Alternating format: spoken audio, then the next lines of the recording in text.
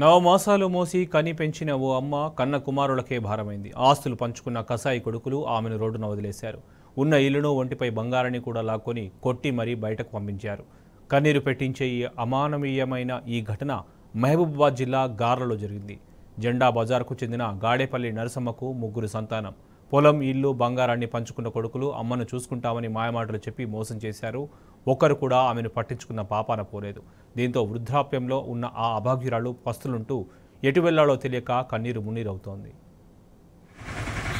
నాకు 3 కొడుకులు నాన్న. 3 కొడుకులు అన్నం పెడతాలేరు. అన్నం పెట్టకుండా బజార్లలో ఆడుకొని తింటాను నాన్న.